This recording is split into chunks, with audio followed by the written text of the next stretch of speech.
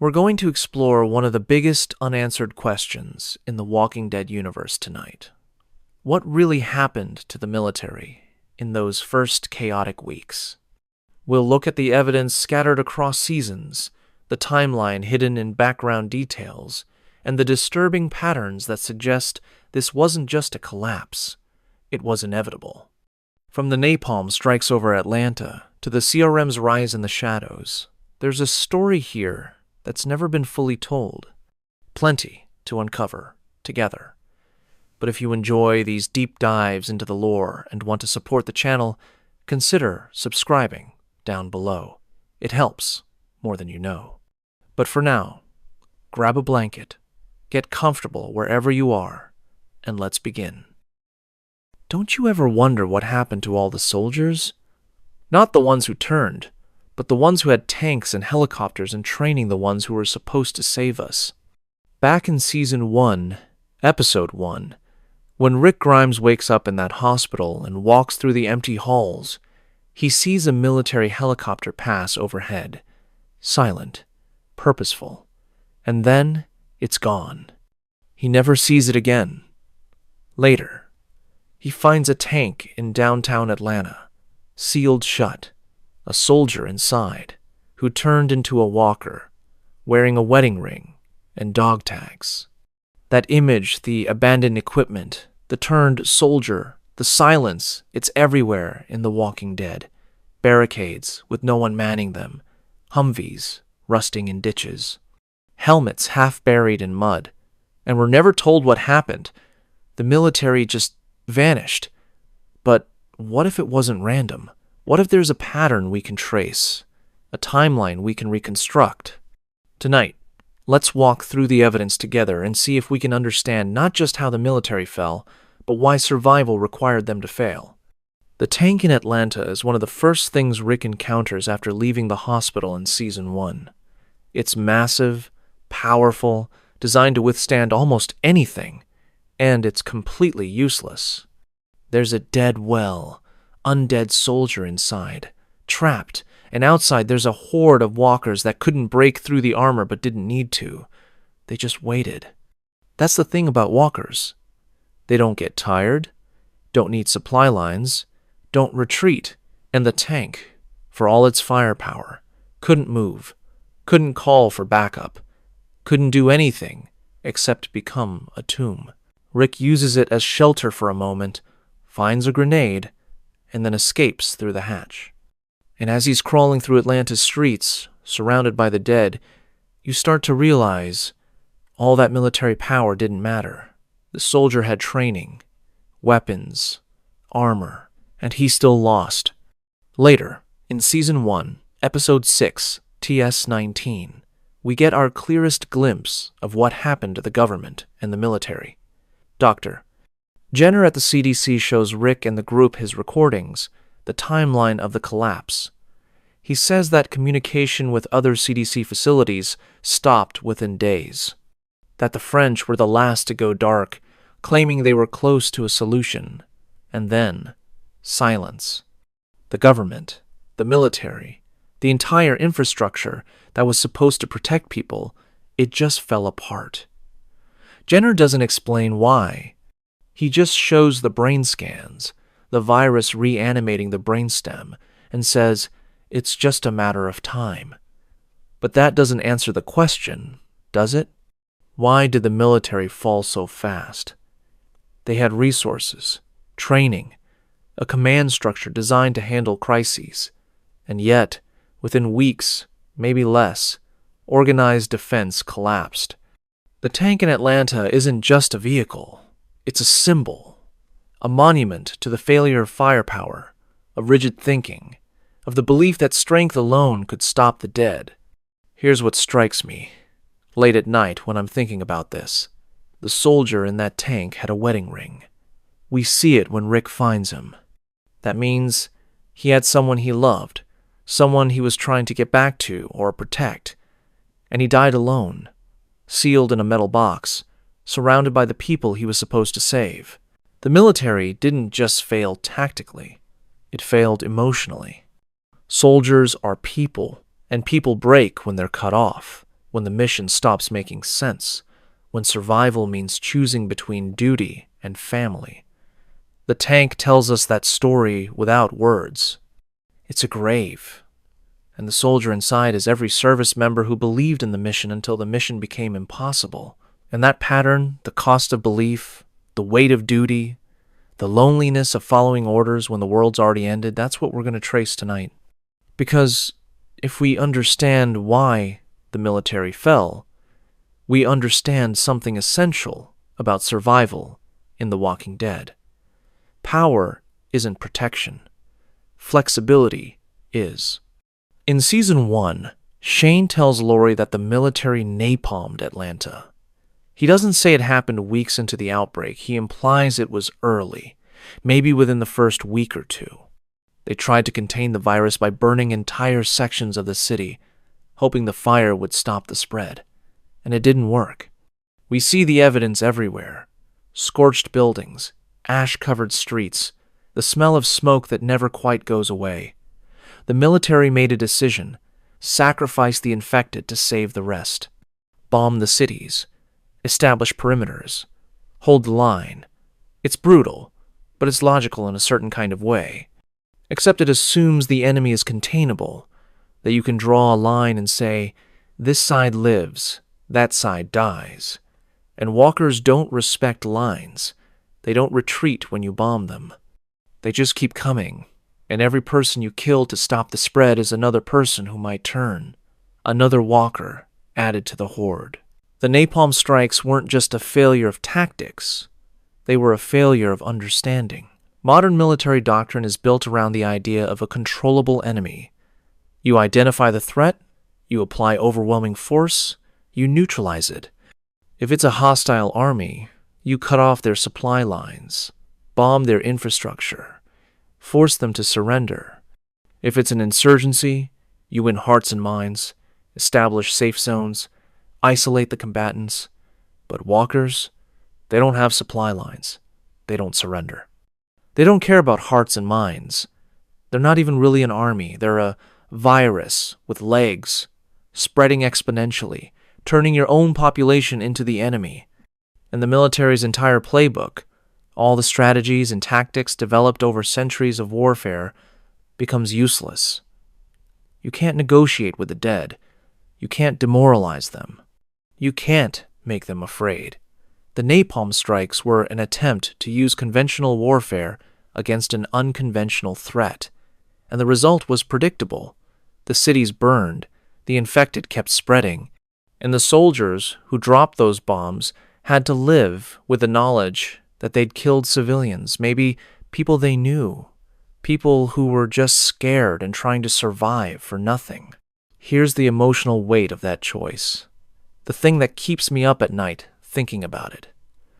Every soldier who participated in those strikes had to believe it was necessary.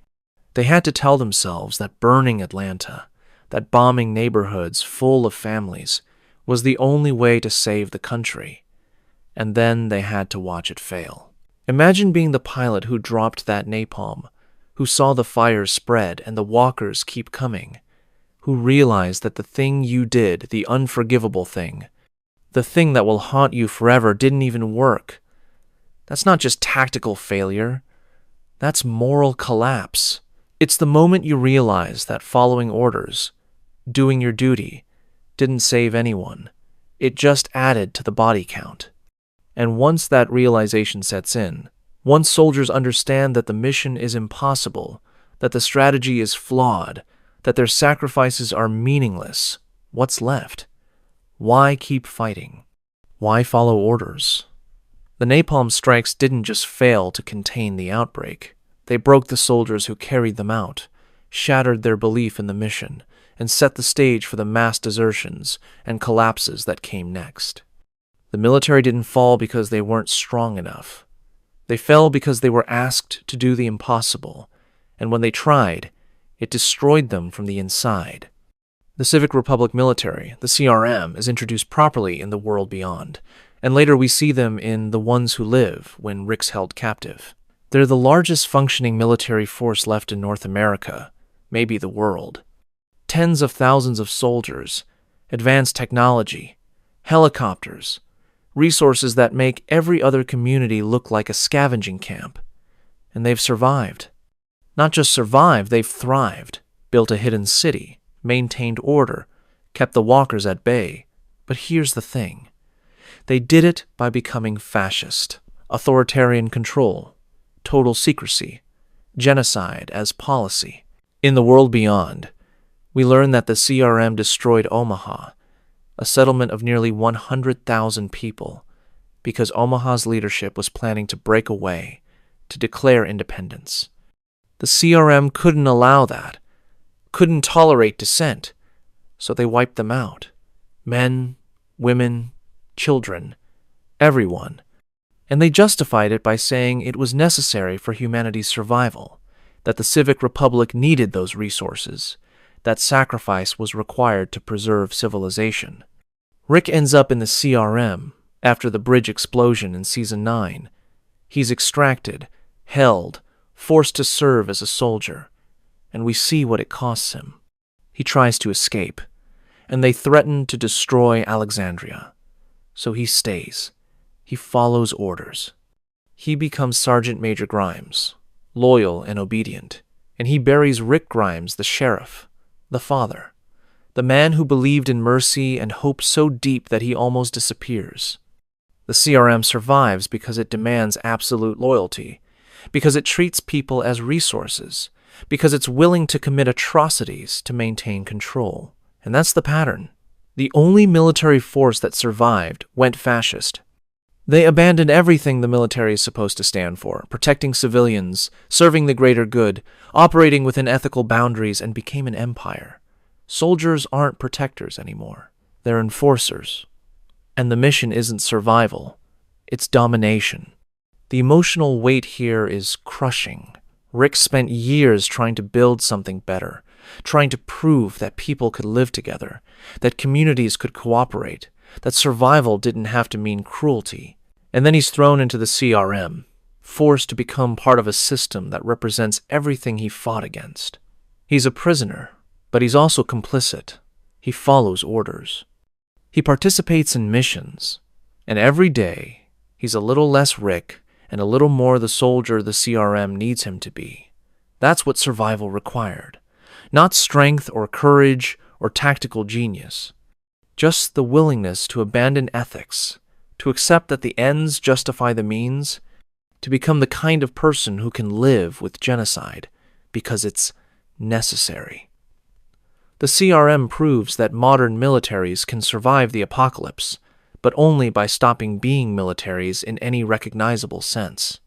They become warlords, dictators, empires built on fear and violence. And if that's what it takes to survive, then maybe survival isn't worth it. That's the question the CRM raises, and it's one The Walking Dead never quite answers. Rick escapes eventually, destroys the CRM's leadership, but the organization still exists, fractured and weakened but not gone. And the people it turned into monsters, they don't get to go back. They just carry the weight of what they became, and that weight never goes away. Dr. Jenner's recordings at the CDC in Season 1, Episode 6, show us the timeline of collapse, and it's shockingly fast. He says that within days, not weeks, days, communication between government facilities broke down. The CDC lost contact with other labs. The military stopped responding to calls. The entire command structure, the thing that holds a modern military together, just fell apart. And once that happened, once the soldiers in the field couldn't reach their commanders, couldn't get orders, couldn't coordinate, they stopped being a military. They became isolated units, armed groups with no mission, no direction, no reason to keep fighting except personal survival. That's the first domino.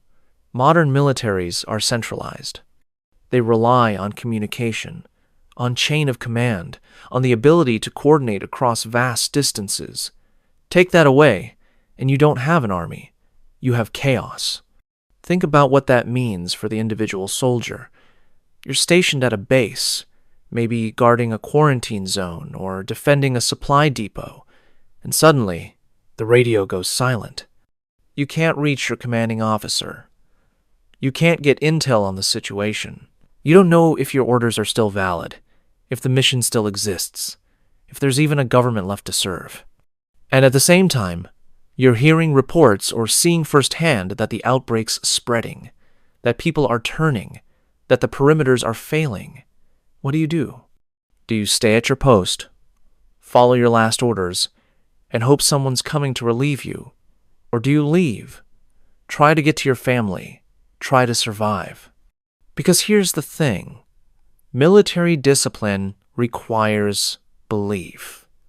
You follow orders because you believe in the mission, because you trust that your sacrifice serves a purpose. But when the mission collapses, when the command structure falls apart, when you're just a person with a gun standing in front of a horde of the dead, belief doesn't last. Fear takes over. And fear makes you choose family over duty, survival over sacrifice. The emotional weight of that choice is something The Walking Dead doesn't dwell on explicitly, but it's everywhere if you look. Every abandoned military checkpoint, every empty base, every piece of equipment left behind, it represents a soldier who had to decide between staying and leaving, between following orders and protecting the people they loved. And most of them chose to leave. They deserted. Not because they were cowards, but because the mission stopped making sense. Because staying meant dying for nothing. Because survival required abandoning the structure that gave their lives meaning. That's the loneliness of it. The quiet tragedy that sits underneath all the abandoned tanks and barricades. Those soldiers didn't fail. They were failed. The system collapsed. The communication broke down. And they were left to make impossible choices alone. And once that happened, once the command structure fell apart, the military stopped being a cohesive force. It became thousands of individuals, scattered and terrified, trying to survive in a world that no longer had a place for them. The pattern's clear. Without communication, the military becomes an armed mob, and armed mobs don't last long in the apocalypse. They either splinter into factions, turn on each other, or just fade away, leaving nothing behind but rusted equipment and ghosts. Modern militaries need supply lines, fuel for the vehicles, ammunition for the weapons, food and water for the soldiers. It's a complex logistical operation, one that requires coordination, infrastructure, and a functioning economy. And when the outbreak hit, all of that collapsed. Not because walkers attacked the supply depots, though that happened too, but because the people running those supply lines turned. The truck drivers, the warehouse workers, the civilians who kept the infrastructure running. They got infected, they turned, and suddenly there was no one left to deliver the fuel or the ammo or the food. Bases that were defensible, that had strong perimeters and trained soldiers, still fell because they ran out of resources. You can't shoot walkers if you don't have bullets. You can't operate vehicles if you don't have fuel. And you can't fight if you're starving. There's a moment in Season 3 where the group finds a National Guard station that's been overrun. The walls are intact. The defenses were solid. But inside, it's a massacre. Walkers everywhere. Soldiers turned. Supplies scattered and useless. And you realize this place didn't fall because of a breach. It fell from the inside. The soldiers got infected, maybe one person, maybe a few, and they turned while everyone was asleep or distracted, and then it spread through the base like wildfire.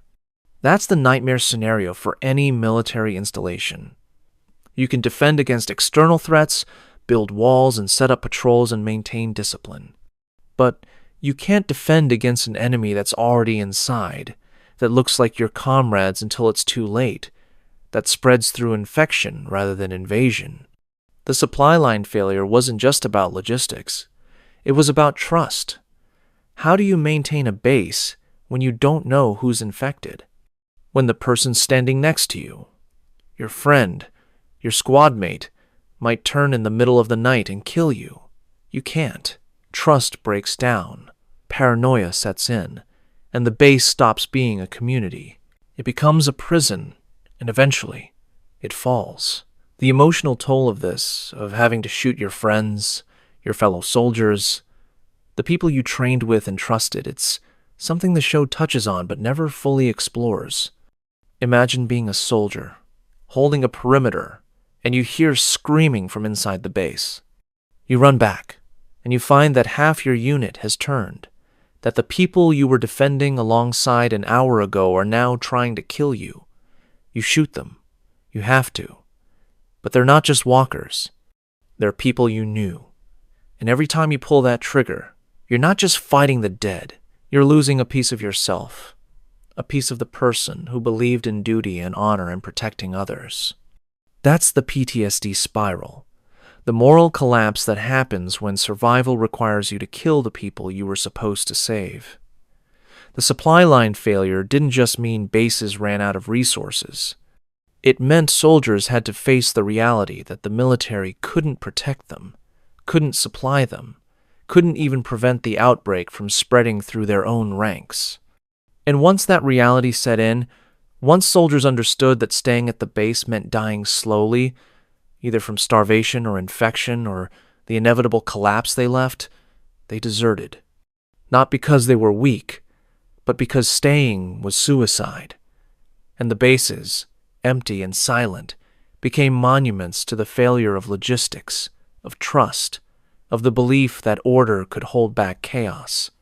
You can't resupply when your suppliers are dead, and you can't fight when you're out of bullets, out of fuel, and out of hope. By the end of the first month, the military as an institution was gone. Not destroyed in battle, not defeated by the walkers, but dissolved from within. Mass desertions, moral collapse, the slow realization that following orders meant dying for a mission that had already failed. We see hints of this throughout the series, but the governor's backstory in Season 3 gives us the clearest picture. Before he became the governor, before he built Woodbury, Philip Blake was just a man trying to protect his daughter. And he encountered military remnants, soldiers who'd gone rogue, who'd stopped following orders and started taking what they needed to survive. They weren't honorable. They weren't protectors. They were thugs with guns, using their training and weapons to prey on civilians rather than defend them. That's what happened to the military. Once the mission collapsed, once the command structure fell apart, soldiers had to choose: die for a cause that no longer existed, or survive by becoming something else. For some, that meant going home, trying to protect their families, abandoning the uniform and the duty in favor of personal survival. For others, it meant forming new groups, using their training and resources to carve out territories, to establish control. The governor himself isn't military, but the structure he builds in Woodbury, the hierarchy, the use of force to maintain order, the willingness to sacrifice others for the group's survival. It's military logic, stripped of military ethics. And that's the pattern we see everywhere. Soldiers who survive do so by abandoning the things that made them soldiers. They stop protecting civilians and start controlling them. They stop serving the greater good and start serving themselves. Duty becomes a liability. Ethics become weaknesses. And the people who were supposed to be heroes become warlords. That transformation didn't happen because soldiers were bad people. It happened because the apocalypse presented them with a choice: follow orders and die, or adapt and survive. And most of them chose survival. The emotional weight of this choice, the loneliness of deciding between duty and family, between mission and self-preservation, it's everywhere in The Walking Dead, even when it's not explicitly shown. Every abandoned checkpoint represents a soldier who walked away. Every rogue group represents people who chose survival over service. And the communities that form afterward, the ones led by people like Rick and Maggie and Ezekiel, they're built on the ruins of that choice. They're what comes after the military, after the government, after all the structures that were supposed to protect us. And they work not because they're stronger or better armed, but because they're flexible. They adapt. They make decisions based on the situation, not the doctrine. They prioritize people over hierarchy. And that's the lesson, the quiet truth that runs through the entire series. Rigid structures fail. Military discipline requires belief in the mission, and once the mission collapses, discipline becomes a cage. The soldiers who survived weren't the ones who followed orders the longest. They were the ones who recognized when the orders stopped making sense and adapted. And the ones who couldn't adapt, who clung to duty and protocol and the belief that the mission still mattered, they're the ones we find in tanks and barricades and empty bases, ghosts in uniforms, waiting for relief that never came. Modern military tactics are designed around fighting intelligent enemies, suppressive fire to pin down opponents, cover and maneuver to gain tactical advantage, psychological operations to demoralize and confuse. All of it assumes the enemy thinks, plans, retreats, surrenders. But walkers? They don't think. They don't plan. They don't retreat. They just move toward noise and food, relentless and patient, and they don't stop until they're destroyed or they've consumed everything in their path. That's the fundamental mismatch.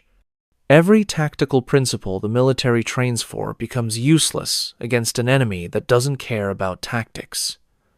You can pin down a hostile force with suppressive fire, force them to take cover, wait them out.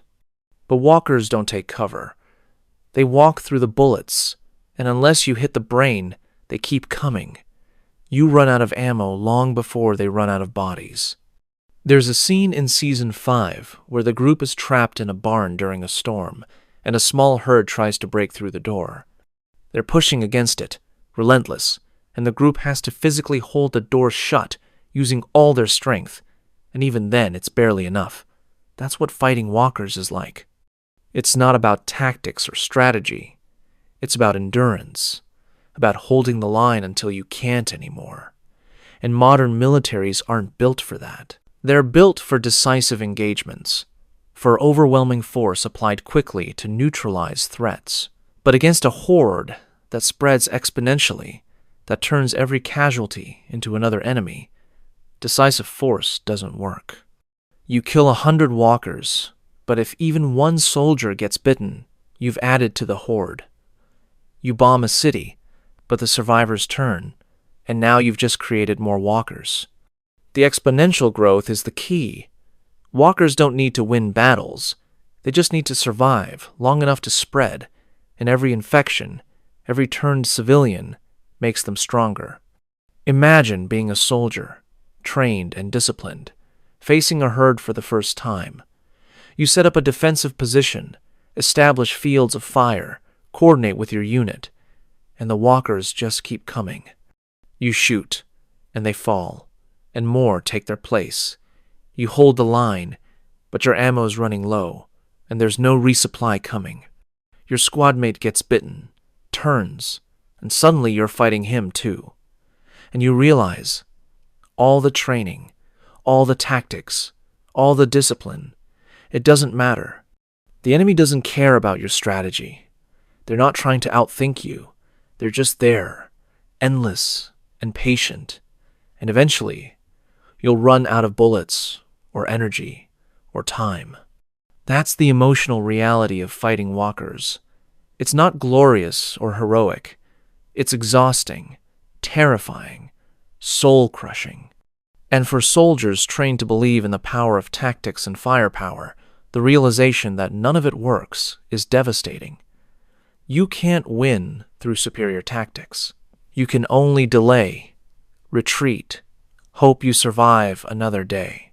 And that hopelessness, that understanding that the enemy can't be beaten through conventional means, it breaks soldiers faster than any battle ever could. All the training in the world doesn't prepare you for an enemy that can't surrender, can't be intimidated, can't be stopped. And when the ammo runs out, when the line finally breaks, what's left? Just silence, and the slow understanding that power isn't protection. Adaptability is. Military rules of engagement require threat assessment. You identify the target, determine if they're hostile, and only then do you engage. It's a protocol designed to prevent civilian casualties, to ensure soldiers don't shoot indiscriminately. But in the early days of the outbreak, that protocol became a death sentence. Because walkers look like people, they are people, or they were. And in those first chaotic days, before everyone understood what was happening, soldiers hesitated. They saw someone stumbling toward them, covered in blood, and they didn't shoot immediately. They tried to assess, to help, to follow the rules. And by the time they realized the person was infected, he was already dead and reanimated. It was too late. They'd been bitten. And then they turned, and the infection spread through the ranks. There's a theory in the fan community that the military's compassion, their adherence to rules of engagement, killed them faster than the walkers ever could. And I think there's truth to that. Not because compassion is weakness, but because the outbreak required a kind of ruthlessness that most people, especially trained soldiers who'd been taught to protect civilians, couldn't muster immediately. You see this in Season 1, when Rick and the group encounter walkers for the first time. They hesitate. They see the little girl walker in the opening scene, and Rick tries to approach her gently, thinks maybe she's hurt, and she lunges, and he has to shoot her, and you can see the horror on his face. He's a cop, trained to protect, and he just shot a child. That's the trap. The moment you hesitate to shoot someone who looks like a victim, who looks like they need help, is the moment you die. And for soldiers, who'd spent years being trained not to harm civilians, that hesitation was instinctive.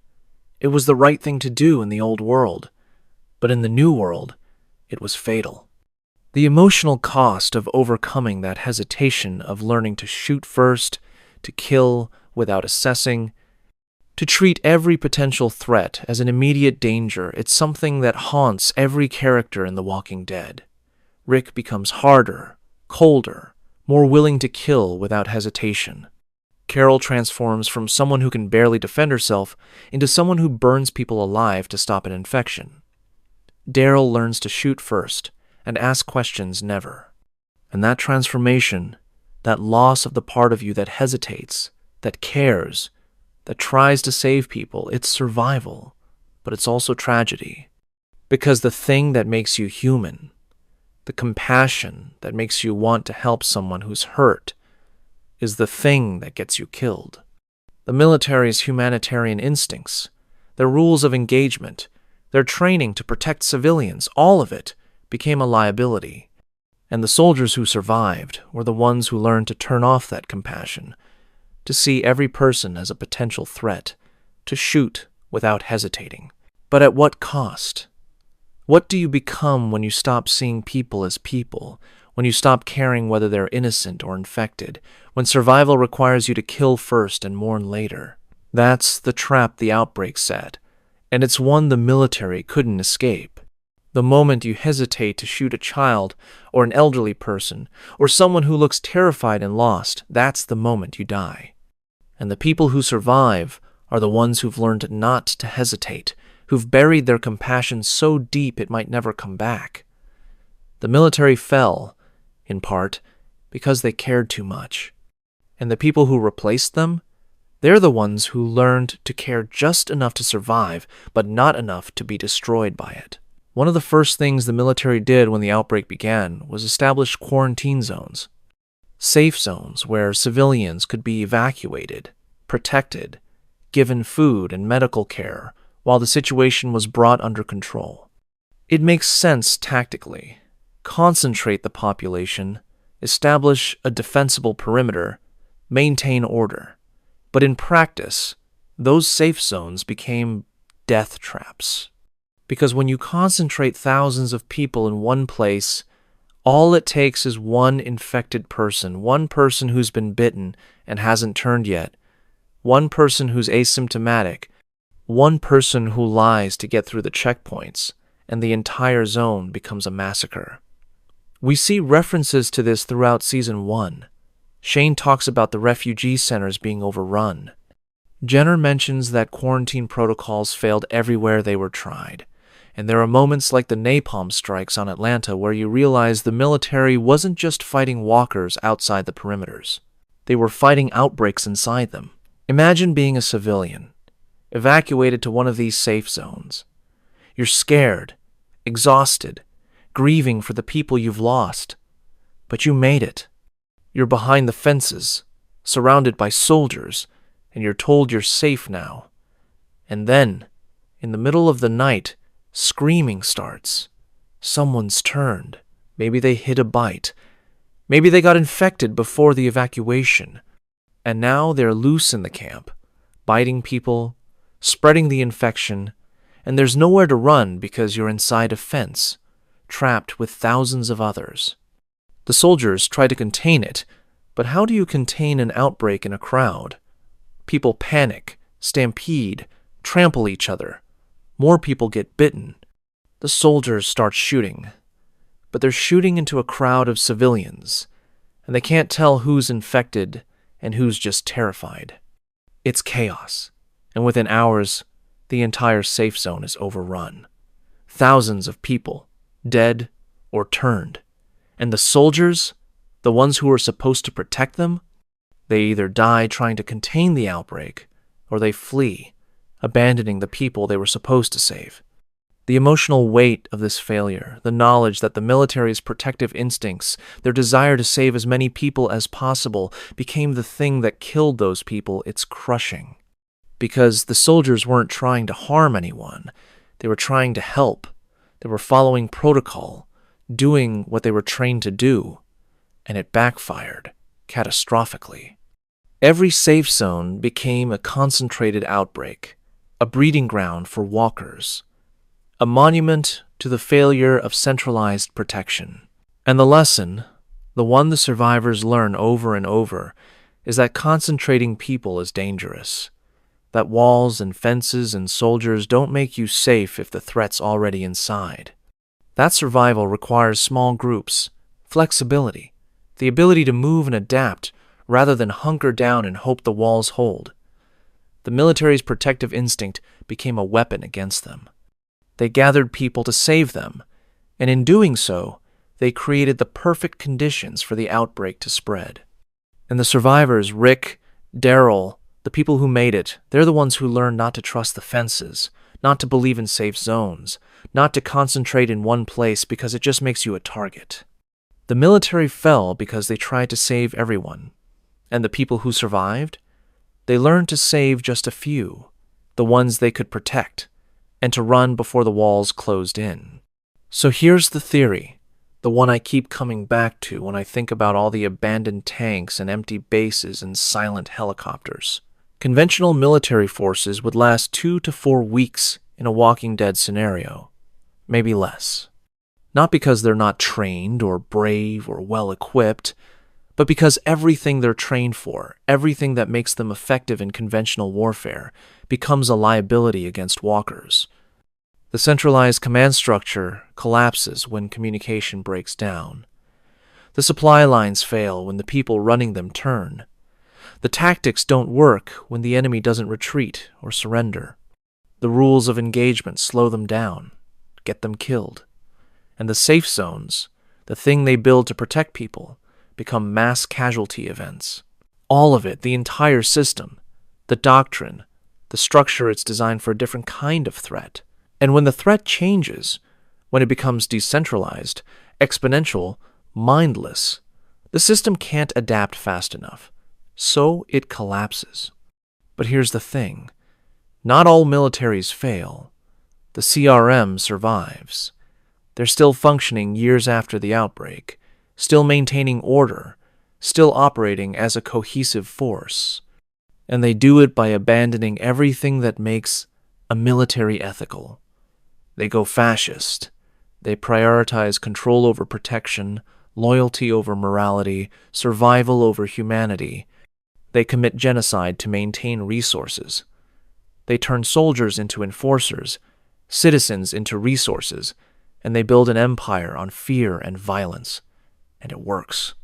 The CRM is proof that military force can survive the apocalypse, but only by becoming something monstrous, something that the soldiers in that Atlanta tank or those abandoned checkpoints would never recognize as the organization they served. The cost of survival for the CRM is becoming the enemy, becoming the kind of force that people need protection from, rather than the force that protects them. So the prediction isn't simple, it's conditional. A conventional military, one that tries to maintain ethics and protect civilians and follow the laws of war, 2 to 4 weeks, maybe a month if they're lucky and well supplied. They'll collapse from within, fall apart as communication breaks down and soldiers desert and the mission stops making sense. But an authoritarian military, one that's willing to abandon ethics, to kill civilians, to maintain control, to operate in complete secrecy and demand absolute loyalty, indefinite. They can survive as long as they have resources and soldiers willing to follow orders, no matter how brutal those orders are. The CRMs lasted over a decade. They're still a threat in the ones who live.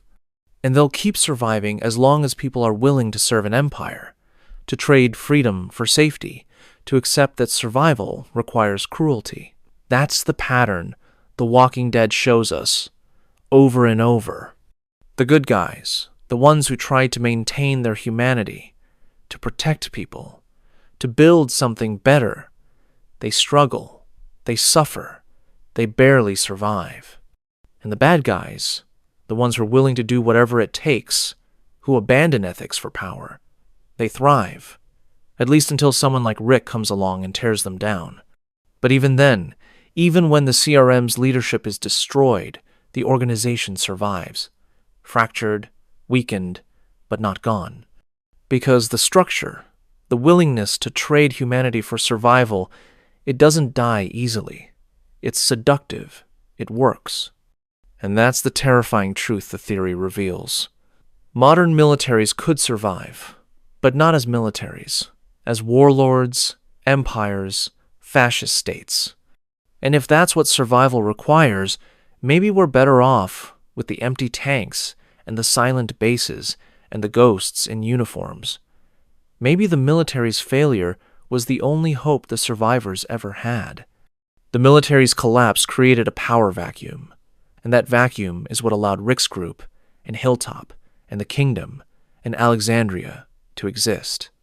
If the military had survived, if they'd maintained control, there wouldn't be small communities governed by councils and built on cooperation.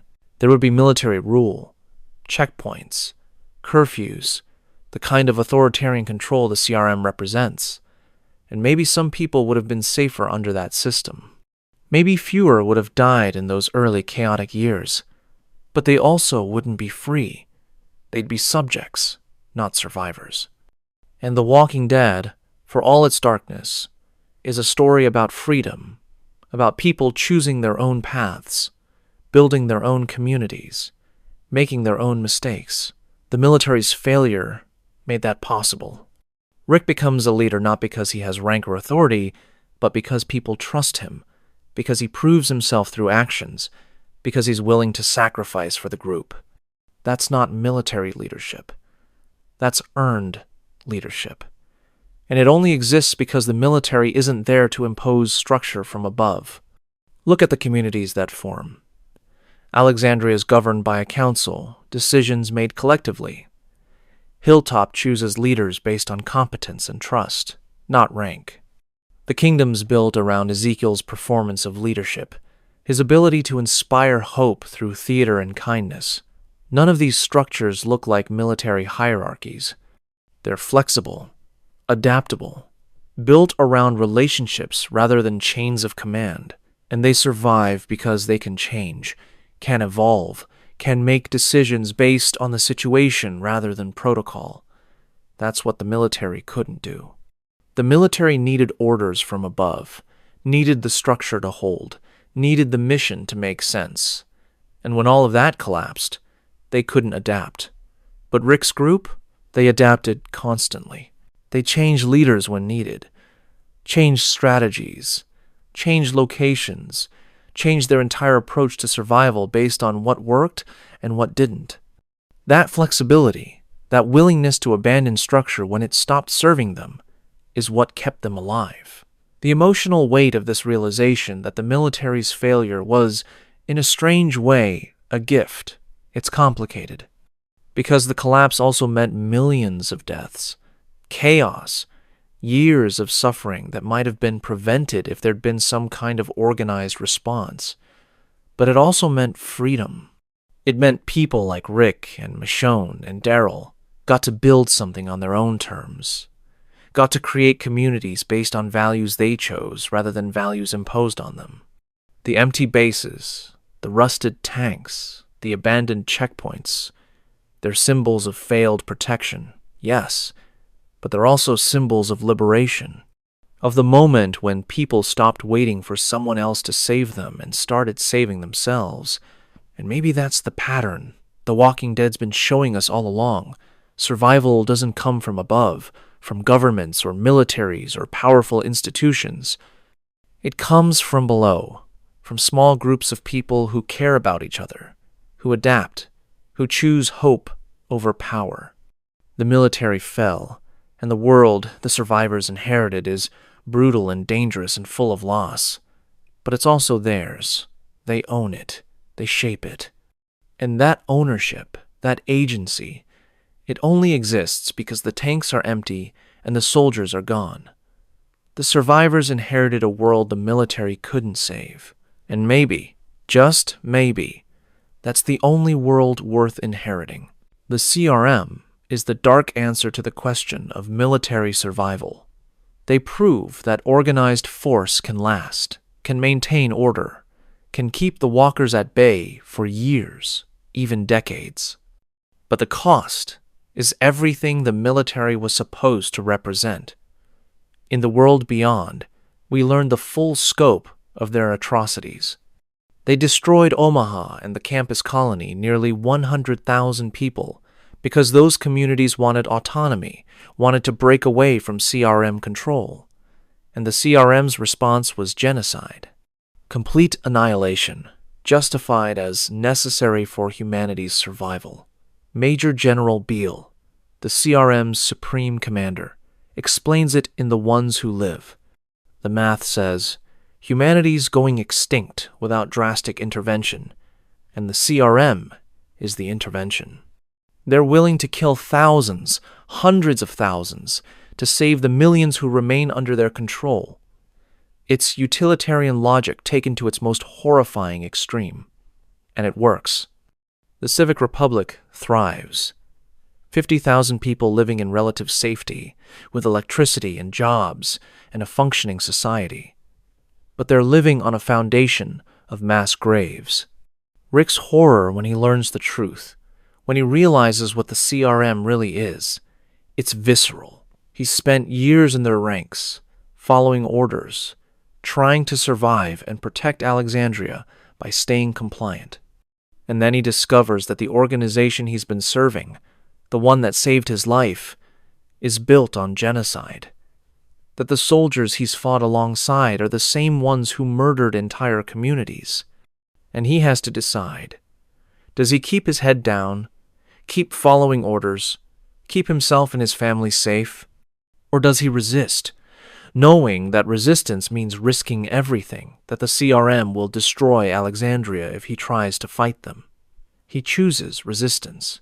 With Michonne's help, he kills Beale, destroys the CRM's leadership structure, dismantles the command hierarchy that held the organization together. But even after that, even after Rick's escaped and the CRM's fractured, the organization survives. Because the people who believed in it, who saw the genocide as necessary, who accepted that survival required cruelty, they're still out there. And they're not going to just abandon the ideology because the leader's dead. The theory here is stark. The only military that survives long-term is one that abandons being the good guys. The CRM lasts because they're not trying to protect everyone. They're trying to protect their own. And they're willing to destroy anyone who threatens that. They're not defenders. They're conquerors. They're an empire in everything but name, and their survival depends on maintaining absolute control, absolute secrecy, absolute willingness to commit atrocities in the name of the greater good. And that's the cost. You can have military survival, or you can have ethics. You can have order, or you can have freedom. You can't have both. The CRM proves that. And Rick's escape, his refusal to stay and become part of that system, it's a rejection of the idea that survival at any cost is worth it. He'd rather risk everything, risk dying, risk his family's safety, than accept that the only way to survive is to become a monster. And that choice, that refusal to accept the CRM's logic, it's the heart of The Walking Dead. The show's asking, is survival worth losing everything that makes us human? And Rick's answer is no. Not if it means genocide. Not if it means empire. Not if it means abandoning the people you love and the values you believe in. The CRM survives. But Rick doesn't want to survive like that. And maybe that's the point. Maybe survival isn't the goal. Maybe humanity is. And maybe the military's failure, for all the death and chaos it caused, was the only thing that kept humanity alive. So here's the pattern, the one that runs through the entire Walking Dead universe. Rigid hierarchy fails against adaptable threats. The military's built on structure, on chain of command, on following orders and maintaining discipline. And all of that works brilliantly when you're fighting a conventional enemy, one that follows rules, that can be outmaneuvered and demoralized and defeated. But walkers aren't conventional. They're chaos, given form. They don't follow rules, don't respond to tactics, don't care about your superior firepower or your defensive positions. They just keep coming, patient and relentless, and the only way to survive them is to be more adaptable than they are. To move when movement's required, to fight when fighting makes sense, to run when running's the only option. The military couldn't do that. They held positions, followed protocol, waited for orders that never came, and they died waiting. Rick's group survives because they're flexible. They don't have a rigid structure. Rick's the leader, but his leadership is questioned, challenged, sometimes ignored when people disagree. Decisions are made collectively, or at least discussed openly. When a strategy doesn't work, they abandon it immediately and try something else. When a location becomes too dangerous, they leave without hesitation. There's no protocol saying they have to defend a position, no command structure insisting they hold the line. They adapt, constantly, sometimes chaotically, but always with the goal of keeping the group alive. That's what the military couldn't do. They were too rigid, too bound by doctrine, too reliant on structure. And when the structure collapsed, they had nothing to fall back on. But Rick's group? They never had structure to begin with. They built it as they went, and when it stopped working, they tore it down and built something new. That flexibility, that willingness to abandon what doesn't work, it's the key to survival. Not firepower, not training, not resources, just the ability to adapt. And here's the alternative interpretation, the one I think about when I'm trying to be fair to the military. Maybe they would have adapted, given time. Maybe, if the outbreak had happened slower, if there had been weeks or months instead of days, the military could have developed new tactics, new strategies, new ways of fighting that accounted for the exponential growth and the mindless persistence of the walkers. Maybe they would have figured out that concentration was dangerous, that centralized command was a liability, that compassion needed to be balanced with ruthlessness. But they didn't get that time. The outbreak moved too fast, spread too quickly, and by the time the military realized their tactics weren't working, it was too late. They were already collapsing, already fragmenting, already losing the war. So maybe the military's failure isn't about inherent weakness or structural flaws. Maybe it's just about timing. They didn't have time to adapt. And in the apocalypse, time is the one resource you can't get back. But either way, whether the military failed because they couldn't adapt, or because they didn't have time to, the result's the same. The tanks are empty. The bases are silent. The helicopters don't come. And the people who survived, the ones sitting at Alexandria's council table or walking the walls of Hilltop or protecting the Commonwealth, they're not soldiers. They're just people who learn to be flexible, to care about each other, to build something together without waiting for orders from above. The military fell, and the world moved on without them.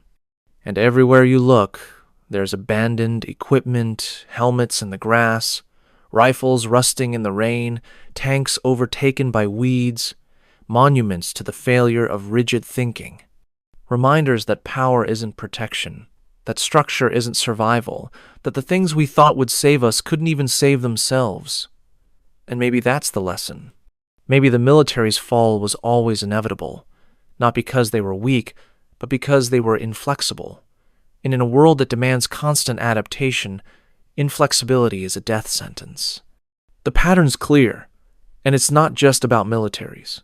It's about any system, any structure, any belief that can't change when the world changes. Hold on too tight to what you were, and you die. Let go, adapt, become something new, and maybe, just maybe, you survive. We're back at the tank now, the one Rick found in downtown Atlanta in Season 1. The same silent metal tomb, the same turned soldier inside, the same wedding ring on his finger. But it feels different now, doesn't it? After tracing the pattern, after understanding the timeline and the failures and the cost, the tank isn't just a monument to military failure. It's a lesson, a warning, a reminder that strength without adaptability is just another kind of weakness. The soldier inside had training, weapons, armor thick enough to withstand almost anything. And he still lost.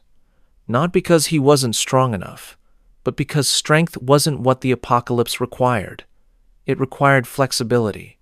It required the willingness to abandon the mission when the mission stopped making sense. It required leaving the tank, even if the tank felt safe, even if the tank was all you had left. And maybe that's the answer to the question we started with. Would modern militaries fare better in a Walking Dead scenario?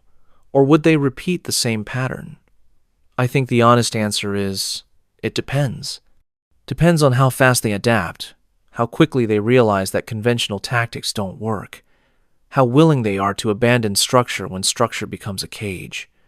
Some would figure it out, maybe. Change the doctrine, develop new strategies, learn to fight an enemy that can't be defeated through firepower alone. But most would fall the same way the soldiers in The Walking Dead fell. Too slow to adapt, too bound by protocol, too reliant on the belief that military power solves problems. And they die in their tanks and their bases and their safe zones, waiting for orders that never come, holding lines that can't be held, protecting people who can't be protected. But here's the thing that keeps me up at night, the quiet hope underneath all the theory and pattern tracing. The military fell, but people survived. Not because they were stronger or better armed, but because they learned to be flexible, to care about each other, to build communities based on trust rather than command. The empty helmet in the grass, the one with flowers growing through the eye socket, it's not just decay, it's renewal. Nature reclaiming the symbols of rigid order, transforming them into something gentler, something that grows. And maybe that's the real lesson. Maybe the military's failure wasn't a tragedy. Maybe it was necessary.